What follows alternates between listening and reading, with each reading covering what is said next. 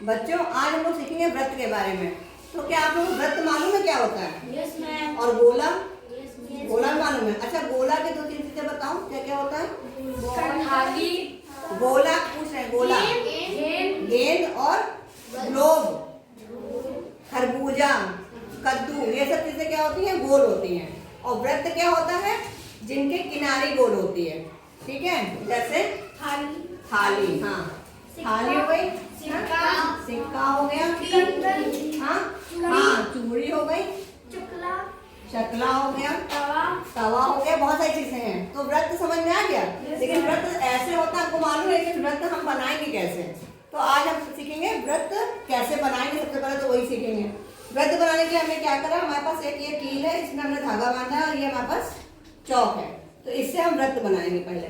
तो इस कील को हम यहाँ रख देंगे और इस चौक को इसके चारों तरफ घुमाएंगे। ठीक है, तो इसको हम जब घुमाएंगे तो ये बन जाएगा हमारे पास एक व्रत। ठीक है, आपने देखा ये हमारा बन गया व्रत। ठीक, और ये जब हम यहाँ पे जहाँ पे इसको हम रखते हैं, व्रत बनाने के जहाँ पे हमने कील रखा था, उसको क्या कहेंगे? केंद्र कहेंगे। सबको मालूम है ना? क्या कहलाएगा ये? केंद्र कहलाएगा। ठीक, फिर जो ये बाहर एक लाइन बनती है, इसको हम क्या कहेंगे? परिधि बोलते हैं। क्या बोलते हैं? परिधि नहीं, परिधि।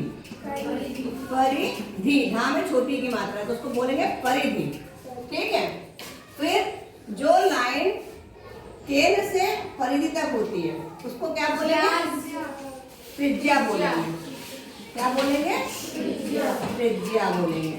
ठीक है, और जो रेखा परिधि से केंद्र से होकर परिधि तक जाती है, ठीक है, मतलब यहाँ से गई, यहाँ तक गई, और बीच में ये केंद्र से होकर जा रही है, इसको क्या बोलेंगे? इसको बोलते हैं व्यास। इसको व्यास में ये चीज जरूरी है कि केंद्र से होकर जाए। ठीक है ना, तो इसको हम बोलेंगे व्यास। तो हमने एक चीज देखा, व्यास में कितनी त्रिज्या होती है? व्यास में कितनी त्रिज्या हुई? एक त्रिज्या ये हो गई और एक त्रिज्या ये हो गई। तो व्यास बराबर कितना होता है? 2 त्रिज्या, है ना। और अगर मान लो हमें त्रिज्या बराबर पता करना है तो क्या करेंगे? हम इसको ऐसे लिख देंगे, त्रिज्या बराबर व्यास, और 2 यहाँ गुणा करो, इधर पे क्या करेगा? भाग, यहाँ भाग करेगा, इधर आ जाएगा। ठीक है, तो इस तरह से हम व्यास और त्रिज्या का संबंध निकाल सकते हैं।